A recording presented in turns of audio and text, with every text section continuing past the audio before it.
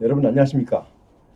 오늘 아침에 날씨가 많이 춥더라고요. 왜냐면 그 바람도 온도가 낮은 데다 또 바람까지 불어요. 상당히 추운 날씨에 여러분들 출근하시느라고 애쓰셨죠. 어쨌든 뭐 겨울이니까 뭐 당연히 뭐 우리가 감수해야 될 그런 환경이기 때문에 어쩔 수 없지 않습니까? 어쨌든 오늘 제가 오늘은 여러분께 여기 제가 행정구제와 생활법률 그리고 건강상식 세 가지를 앞으로 하겠다고 여러분께 말씀드린 바 있습니다. 그래서 오늘은 생활법률 하나를 여러분께 소개하겠습니다. 제가 직접 체험한 그러니까 여기서 저에게 상담을 왔던 이제 부부간에서 두 분이서 오셨는데 상담 받은 내용이 하도 제 마음에 깊숙이 박혀 있어서 여러분도 이런 실수를 하면 안 되겠다라는 생각이 들어서 오늘 생활법률 하나를 여러분께 소개합니다. 그 뭐 여러분들은 일반 분들은 거의 다 알고 지낼 만한 내용입니다. 그러니까 별것도 아닌 것 같으면서도 막상 당했던 사람한테는 엄청나게 중요한 사항입니다. 그래서 오늘 생활법률, 자, 건물, 특히 이제 주택의 경우, 다가구 같은 경우, 매수자에게 매매 계약서를 작성할 때 필수 기재, 빠져서는 안 될 그 기재 사항을 여러분께 좀 알려드리려고 오늘 방송을 시작합니다. 어, 지금 제 방송에 구독자 아니신 분은 빨간 글씨로 된 구독 버튼 여러분 부탁드리겠습니다. 그러면 제가 더 힘을 얻어서 더 열심히 하겠습니다. 자, 그럼 어, 지금 저를 상담했던 이제 그분이 이 방송을 들으면 속상하겠죠. 근데 어차피 뭐 그분도 이해할 거라고 봐요. 왜냐면 남들에게 많은 사람들에게 본인처럼 피해를 받지 않기를 바라는 마음으로 이해를 하시라 믿고 제가 오늘 방송을 시작합니다. 자, 건물, 특히 주택 중에서도 다가구, 가장 피해가 컸던 게 다가구 매수자입니다. 자, 매수 시에 여기서 하나만 주의하면 딱 그런 쫄딱 망하는 일은 없어요. 그런데 그 하나를 빠뜨렸어요. 하나를. 물론 모든 게 그렇죠. 자동차가 예를 들어 내가 부산을 가는데 어디 그 조임의 그 하나 이제 부품 하나만 잘못돼도 자동차 못 가는 거죠. 똑같아요, 이것도. 이거 뭐 일반적으로 누구나 다 아는 얘기 같아요. 그런데 실제로 당한 사실이에요. 그래서 여러분께 이게 생생하게 전해드리니까 참고하시고 본인이 지금까지 본인이 알고 계시면은 뭐 상관없는 거죠. 자, 이제 여기 저를 방문해서 상담 받았던 부부간이 같이 오셨는데요. 그 부분을 기준으로 해서 일단 말씀을 드려 보겠습니다. 자, 이분이 건물을 이제 에, 오랫동안 이제 세를 살면서 여러 가지 예로도 있고 아이들도 있고 해서 자기 건물 하나 갖는 게 소원이었어요. 그래서 돈을 진짜 전략해 하면서 많이 모았어요. 상당히 많이 모았어요. 뭐 적금도 들고 뭐 아니면은 뭐 이리저리 전략해 하면서 모았는데 그래서 결국은 융자를 좀 받아가지고 건물 이제 처음에는 개인주택 하나 사서 그냥 이렇게 편하게 살려고 했는데 또 이제 주위에서 그 돈 가지면은 다가구 주택을 사면은 그 세입자들이 만약에 다가구가 만약에 3층, 4층이면요. 방이 한 10개 정도 나오잖아요. 그러면 10개 정도를 월세 이제 물론 여기 다가구는 이제 전세 노는 사람 거의 없어요. 자, 월세를 놓으면은 그 매월 들어오는 월세만 갖고도 충분히 생활은 뭐 앞으로 걱정은 없다. 이제 이런 얘기도 하고 또 여러 사람들이 이렇게 좋은 얘기를 해서 그래서 이제 부부간이 이제 서로 소통이 잘 되는 이제 의견도 많이 고 나누는 좀 상당히 사이가 좋은 부부간이었어. 그러니까 많은 무슨 일이든지 서로 상의합니다. 그래서 둘이 어떻게 할까 망설이다가 결국은 그러면 이제 어디까지 종착점이 왔냐면 다가구 주택을 그러면 구입하자. 다가구 주택. 그래서 서로가 이제 부부간의 마음이 통해서 이제 그럼 어디 가서 알아볼까? 어느 동으로. 자, 이렇게까지 해서 일단 어느 동에 이제 갔어요. 갔는데 어떤 부동산이 좀 밖에서 보니까 아주 그럴싸하게 그 광고, 그러니까 앞에 부동산이라고 써 있는 글씨체도 이상하게 마음에 싹 와서 닿는 거예요. 그래서 이 집입니다. 한번 가봅시다. 해서 갔어요. 그래서 이제 지금 다가구 주택이 나온 거 있으면은 하나 사고 싶습니다. 라고 하니까 그 또 뭐가 잘 풀리는지 마침 좀 나온 게 있습니다. 이러면서 반갑게 맞이하는 거예요. 거기 부동산 그 중개업자가. 그래서 들어가서 설명을 들어보니까 이 계산을 해보니까 앞뒤가 딱 잘 맞아 떨어지는 거예요. 왜냐면 이거 가지고 지금 자기가 사는 집 빼고 나서도 지금 월세 받을 수 있는 곳이 한 8개 정도 되더라고요. 자, 8개 되면은 그 이제 월세라고 해서 보증금 없이 들어온 사람 없잖아요. 일단은요. 그러니까 보증금을 얼마 받으면 이제 그 모자란 돈은 이제 은행에서 이제 융자하기로 하고 이렇게 해서 좀 생각보다 좀 약간 무리하게 처음 준비는 그냥 개인주택 하나 살려고 맘먹었었는데 다가구로 이렇게 확대가 되면서 이제 부채 그러니까 은행 융자까지 얻게 됐어요. 자, 그래서 이제 정말 기분 좋은 그런 이제 에, 설명을 듣고 하나하나 체크를 해 가면서 잘 해서 이제 계약서를 잘 쓰고 이제 집으로 돌아왔어요. 집으로 돌아와서 이제 그래서 이제 이게 그 부동산에서 소개한 내용대로 아주 그 장소도 괜찮고 하니까 집도 깨끗하고 하니까 이 세입자들이 많이 몰리는 거예요. 세입자들이. 그래서 생각보다는 야, 너무 잘했다 이렇게 이제 호황 너무 깊어서 이렇게 했었어요. 그런데 자, 여기서 하나 딱 부동산 그 중개업자가 중개사가 설명이 너무 고마워서 아마 거기에도 좀 영향을 받은 것 같아요. 제가 보니까 너무 정말 설명도 똑부러지게 하면서 앞으로 이렇게 계획도 설명하면서 이거 하나 가지면 이제 평생을 걱정 없이 살 수 있다라는 얘기도 좀 달콤하게 들렸고 이리저리 보니까 아주 좋았어요. 그래서 둘이 부부가 서로가 합치가 돼서 마음이 합치가 돼서 계약을 한 거잖아요. 자, 계약을 하고 와서 이제 여기저기 월세 주고 막 이렇게 이제 하기 시작했는데 그때까지만 해도 좋았어요. 뭐 이리저리 뭐 없으니까.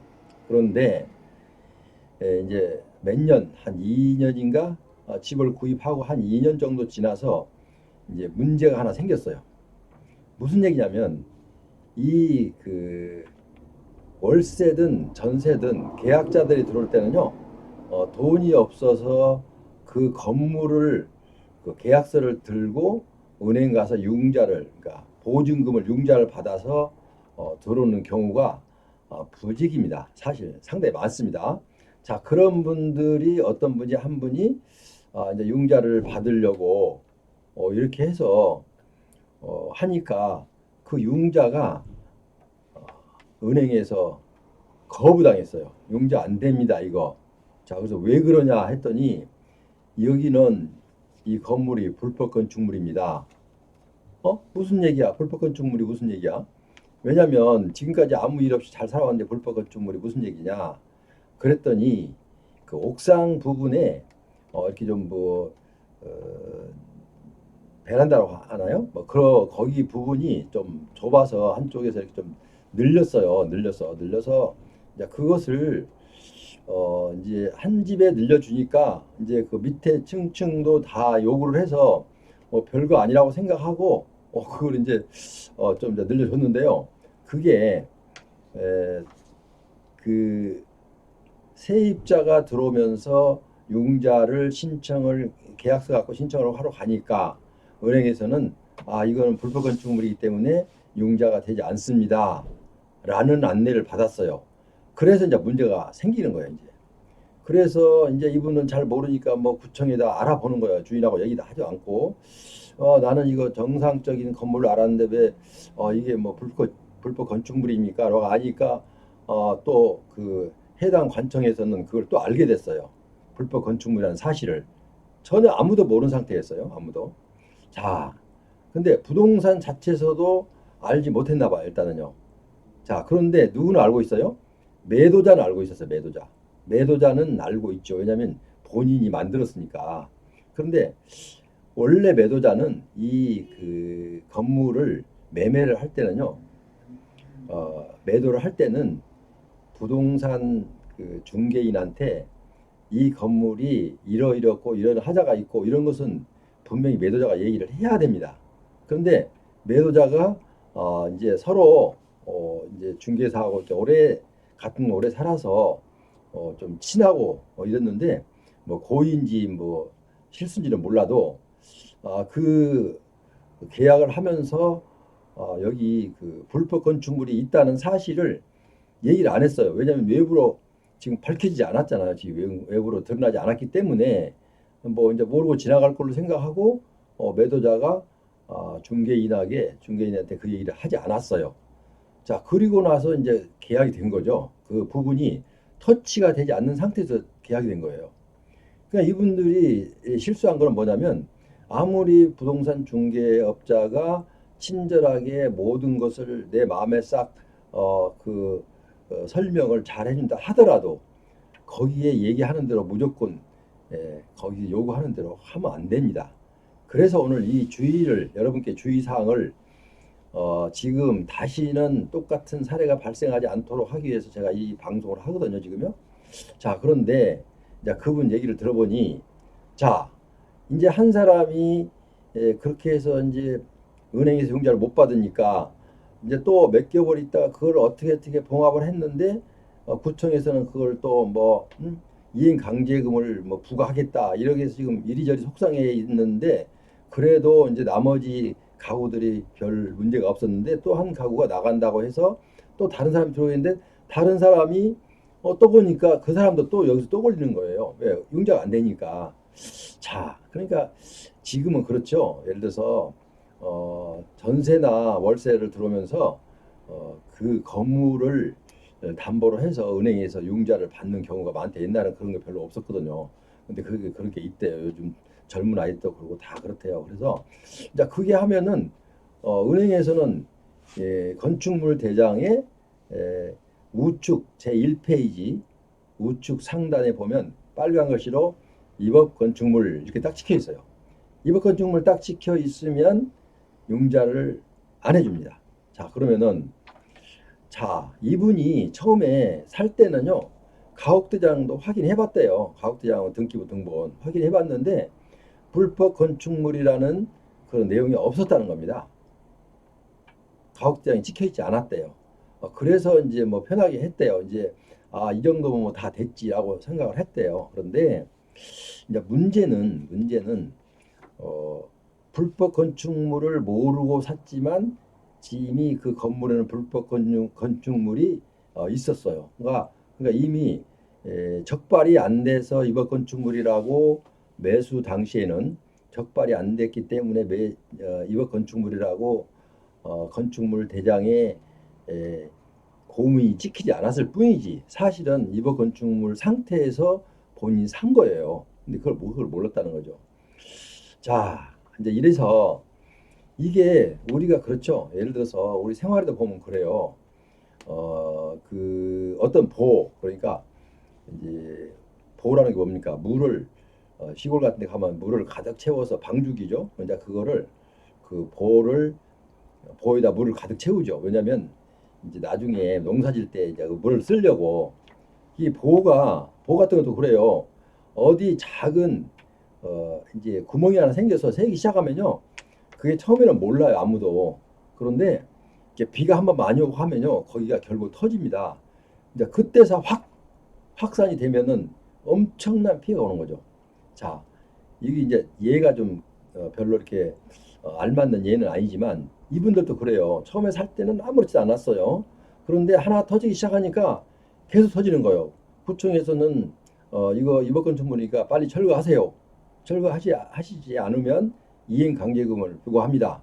그래서 처음에 이행 강제금을 받으면서 그 얼마 안 되니까 그래도 견딜만 했어요. 그런데 이 계약할 때마다 그러니까 그 세입자들이 바뀌지 않으면 조용해요, 한동안. 근데 세입자가 바뀌면 또 문제가 또 생겨요. 어떤 분들은 그 계약금이 많지 않기 때문에, 보증금이 많지 않기 때문에 그냥 본인들이 가지고 들어온 사람이 들어오면은 상관이 없는데, 또 그런 사람만 골라서 넣는 것도 쉽지 않잖아요. 그래서 어쨌든 이제 그래서 또 터지기 시작하니까 또 터지고 또 터지고 또 터지고 하다 보니까 매년 가면서 계속 터져서 지금 뭐 10개 정도 있는 그 다세대 가구가 뭐 세네 개 빼놓고 다 터졌어요. 그러니까 아우성이 여기서는 내 보증금 내놔라, 빨리 난 다른 데 간다, 이렇게 해서 지금 난리가 난 거예요. 그러니까 그분들이 한두 사람도 아니고 이제 벌써 네 다섯 사람 여섯 사람 이 사람이 모여서 한꺼번에 힘을 합해서 막 공격을 하는 거예요. 내놔라, 빨리 날 간다, 그럼 고발하겠다, 뭐 이렇게 별 어, 말도 안 되는 막 그 협박을 하면서, 또 그분들도 물론 피해를 봤으니까 이제 당연히 요구하겠죠. 그것도 그 사람들 욕도 못 해요. 그래서 자, 여기서 제가 지금 이거를 여러분께 설명한 거는 이런 얘기가 재미있어서 하는 게 아니라 딱 포인트 하나예요, 하나. 계약서를 쓸 때 잘 쓰라는 거죠. 계약서를 쓸 때 무슨 얘기냐면, 매수자는 매도자와 공인중개사가 중간에 있어요. 그러니까 이 매수자는 매도자와 공인중개사와 같이 세 사람이 앉아서 계약서를 쓰죠. 자, 매매 계약서를 쓰는데 둘 다 잘못을 했어요. 왜냐하면 매도자가 가장 나쁘죠. 왜냐하면 이런 상황이 있으면은 이런 하자가 있기 때문에 그래도 사시겠습니까? 물었어야 돼요. 근데 이 사람은 팔 욕심으로 그 얘기를 안 했어요. 근데 부동산에까지 그 얘기를 안 한 거예요. 그럼 부동산에서 공인중개사도 그 사실을 몰랐어요. 왜냐하면 다가구니까 그 입업 건축물이 이렇게 쉽게 발견하기 어려워요. 왜냐하면 다가구를 해서 집집마다 다 공인중개사가 집집마다 다 다니면서 뭐 이렇게 보고 막 그러지는 않잖아요. 일단은 건물 싹 보고 등기부 등본 떼어보고 가옥대장 떼어보고 이러고 나서 거기에 아무 이상 없으면 이상 없죠 하고 이제 서로가 확인을 하는 거예요. 그래서 계약서를 쓴 거죠.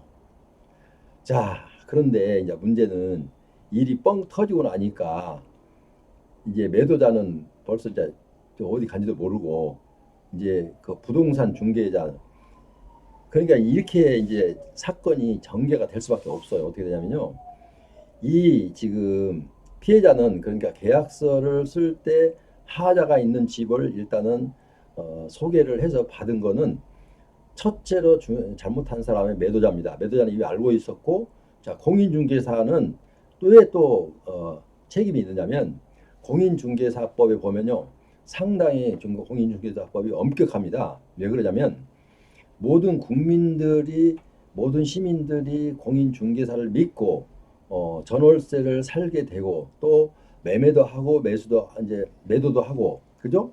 자, 이런 상황을 비일비재하게 처리를 하기 때문에, 서민들을 위주로 하기 때문에 공인중개사도 공인중개사법이 상당히 엄격합니다. 자, 엄격하면, 자, 공인중개사는 매도자한테 확실히 물었어야 돼요. 여기 하자 없느냐? 물었어야 돼요. 근데 묻지도 않았어요. 그러니까 이제 매도자하고 공인중개사하고 좀 그 절친하니까 묻지 않았겠죠. 뭐 나한테 뭐 속일 게 있겠느냐라고 생각하면서. 그런데 이 건물주는, 이게 매도자는 처음에 입업 건축물이라는 게 있다는 걸 알면서도, 이건 뭐 지금까지 벌써 몇 년 동안 이게 건축한 지가 벌써 몇 년인데 지금까지 아무렇지 않았으니까 상관없는 거지라고 일부러 속인 게 아니고 대수롭지 않게 얘기를 하지 않았던 거예요. 자, 하지 않았으면, 자, 우선 매도자가 이제 가장 첫째 책임이 있고요. 자, 두 번째는 공인중개사는 일일이 다녀서 확인해 봐야 되는데 공부상만 확인하고 현재 건물은 확인을 뭐 안 했어요. 왜? 매도자를 믿고. 그리고 다녀봐도 잘 몰라요. 왜냐면 다가구 주택이기 때문에 그 여러 개를 언제 어디가 불법 있는지 하나하나 다 볼 수가 없잖아요. 그러니까 좀 이렇게 쉽게 넘어간 거죠. 자, 그래서 이렇게 해서 이제 손해가 났는데, 이제 엄청난 손해가 나서 이제 정말 그 여기서 아우성이에요. 여러 사람들이 빨리 그 보증금 내놔라. 나 지금 다른데 지금 계약해놓고 계약금 걸어놓고 왔다. 뭐 이러면서 계약금 그 이제 보증금 달라고 난리를 하죠. 그러니까 이 사람들은 막 어떻게 할 줄 모르는 거예요. 왜냐면 돈은 없지, 은행에 융자는 안 되지. 이러니까 완전히 정말 절망 속으로 빠지는 거예요. 그래서 별짓을 다 해가고 어느 정도 몇 사람은 돈을 빌려서 뭐 이제 지인들한테 빌려서 일단 보증금을 빼주기도 했지만, 그러면은 그 몇 사람 가지고 해결되는 게 아니잖아요. 그리고 그 사람들 전체를 다 뭐 빌려서 빼줄 수도 없는 거고. 자, 일단은 그 가옥 대장이 먼저 이제 에, 입업 건축물이라고 빨간 것이 찍혀 있는 그것을 삭제를 해야 되는데, 삭제를 하려면 어떻게 해요? 그 입업된 부분을 빨리 어, 철거를 하거나 아니면은 추인을 받아서 정상적인 건물을 만들어야 돼요. 근데 그거는 다가구 같은 것은 보통 보면은요, 그 면적에 꽉 차게 짓기 때문에 여분이 없어요. 뭐 이렇게 이제 추인을 한다거나 추인이 추가인가죠? 추가인가 새로 설계 받아 건축 설계사한테 가서 새로 이제 받아서 추가인가를 받아야 되는데, 지금 다가구 같은 경우는 그런 형편이 아닌 거예요. 그래서 뭐 추인도 안 되고 그렇다고 해서 이러지도 저러지도 진퇴양난에 빠진 거예요. 뭐 집을 팔자니 또 나오지도 않나요. 자, 그래서 여기서 여러분들께 이제 제가 지금 오늘 방송한 이유는 딱 이거 하나 때문에 그런 거예요. 무슨 얘기를 하려고 했냐면요. 이 계약서를 쓸 때, 매매 계약서를 쓸 때 꼭 주의해라. 이걸 말씀을 드리려고 그래요. 왜냐면 일단은 아무리 본인이 가옥대장과, 그러니까 지금은 건축물 관리대장이죠. 가옥대장 옛날 말이고, 건축물 관리대장과 그 다음에 거기 뭐야? 우리가 등기부 등본, 건물 건축 건물분 떼어서 보고, 거기서 입업 건축물이라고 표기 안 돼 있으면은 이제 사람이 사게 된단 말이에요. 자, 그런데 실지는 있는데 아직 걸리지 않아서 안 된 거죠. 원래는 입업 건축물인데. 자, 그래서 이제 이 그 부분 때문에 이렇게 이제 난리가 났어요. 이제 이분은 막 울고 불고 막 난리가 났어요. 어떻게 하면 이걸 해결하느냐 하고 그 이제 저한테까지 찾아왔는데, 그래도 저한테 뭐 방법이 없죠. 자, 그래서 딱 한 가지만 했으면 이런 일이 안 벌어져요. 뭐냐면요, 계약서를 쓸 때 계약서 앞에 이렇게 쭉 뭐 주소 뭐 이렇게 내용 쭉 나오고 밑에 보면 이제 그 법적인 근거 사항이 몇 가지 쭉 나와요. 가나 다나 이렇게 한 다섯 여섯 가지 나오죠. 자, 그 밑에 공간이 있어요. 공란이 좀 비어 있어요. 이제 제일 아래 뭐 주소 쓰고 매도자, 매수자 뭐 이렇게 해서 도장 찍는 거 말고 그 사이가 그 약간의 여백이 있어요. 물론 여백이 없으면 뭐 없어도 상관없어요. 없으면은 별지로 사용하면 되니까. 거기다 뭐를 해야 하냐면 특약사항을 했어요. 특약사항을 표기를 했어야 돼요. 특약사항을 표기를 했으면 어떻게 해요? 매도자가 책임을 져야 돼요. 왜? 속였으니까. 그럼 간단해요. 이분이 이렇게까지 폭삭 망할 이유가 없어요. 공인중개사도 그렇고. 그래서 이제 그 특약사항을 어떻게 쓰냐면요. 본 계약 이후 입업 건축 부분이 추 발견 시 본 계약은 원천 무효이다. 매도자 및 중개인이 이에 대한 공동 책임을 부담하기로 한다. 이렇게 두 줄만 들어가면 되는 거예요. 본 계약 이후 입업 건축 부분이 추 발견된다면 본 계약은 원천 무효입니다. 그리고 또 둘째, 매도자 및 공인 중개인이 이에 대한 공동 책임을 부담하기로 한다라는 그 특약사항을 하나만 적어 놨으면은 이런 일이 터지면 어떻게 합니까? 매도자한테 가는 겁니다, 일단. 그리고 중개사한테 먼저 가서 당신이 이렇게 이게 특약사항이 있는데도 불구하고 이런 일이 생겼다. 책임져라. 이 책임지면요, 이분들은 공인중개사는 책임을 통감하지 않을 수가 없는 것이, 이제 이분이 담당 해당 구청에 이거 공인중개사가 중개 사항을 관련 법규를 이행하지 않았다라고 신고하면 그 관련 행정관청에서는 그분에게 뭐 5개월 그 경중에 따라서 5개월이고 6개월이고 아니면 뭐 업무 정지, 아니면 업무 취소까지 뭐 자격 정지 뭐 이렇게까지 행정 처분을 할 수가 있어요. 자, 그러니까 공인중개사도 책임을 다 질 수밖에 없죠. 왜냐면 어렵게 딴 공인중개사 그거를 이제 사용을 못 하게 되잖아요. 만약에 6개월 업무 정지, 그러니까 영업으로 보면 영업 정지죠. 업무 정지 명령을 받으면 손님도 다 떨어져요. 왜냐하면 그 문을 닫아야 되니까. 그러면 6개월 동안 문 닫고 있잖아요. 그러면 손님이 다 떨어져. 그러니까 이 손해로 보면요, 계산이 어려울 정도로 많아요. 공인중개사도.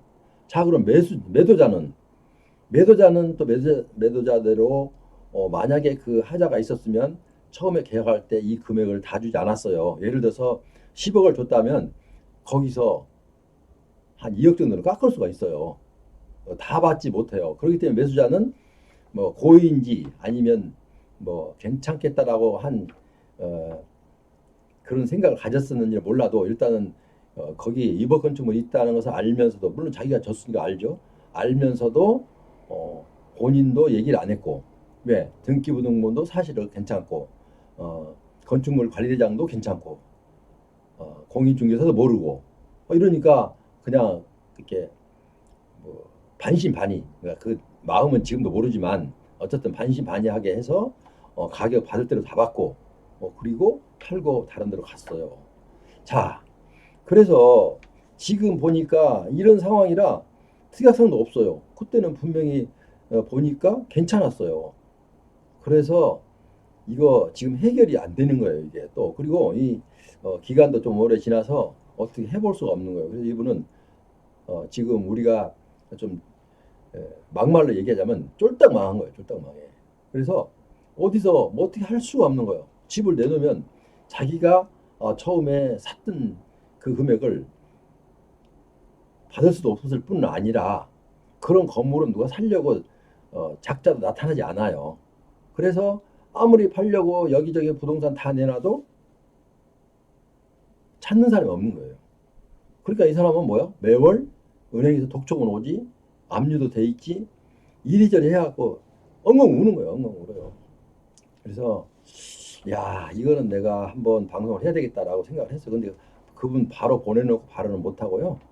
어쨌든 언젠가 기회가 있으면 한번 해야지라고 생각하면서 이제 생활법률도 제가 이제 앞으로 방송을 하기로 했으니까 지금 이제 일종의 생활법률이죠.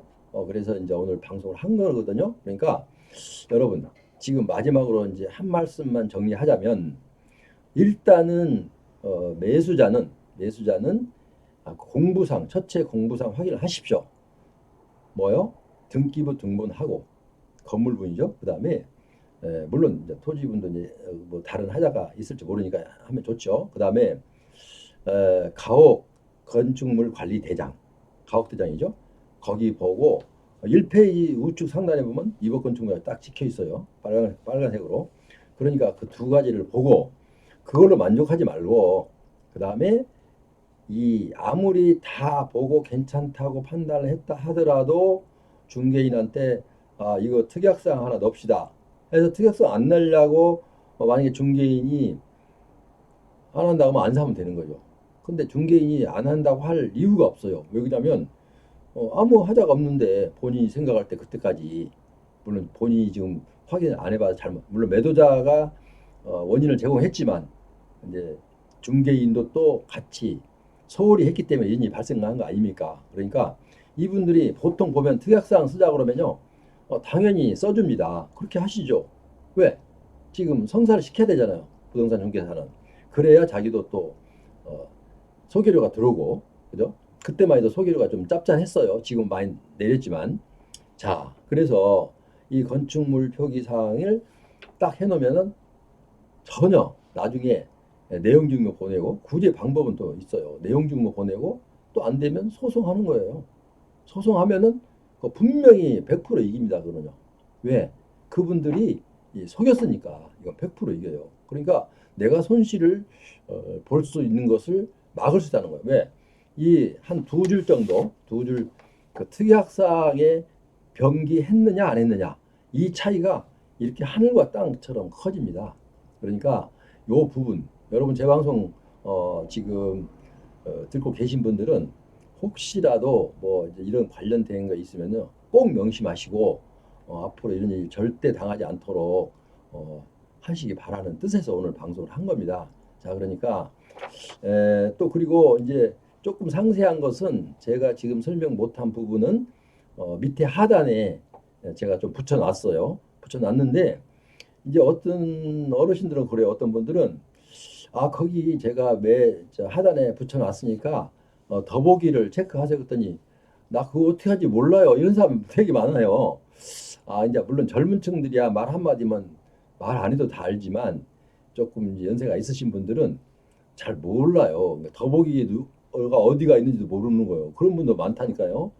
그래서 이런 거는 이제 모르면은 좀 그 집에 아이들 학생들이나 있고 누가 이제 있으면은 물어서 하면 돼요. 그럼 이제 들어가서 보시면 되고 어쨌든 저는 이제 보실 수 있든 없든 저는 이제 이 내용을 특약 사항에 관련된 필요한 내용을 하단에 제가 붙여놨어요. 그러니까 여러분 그거 보시면 돼요.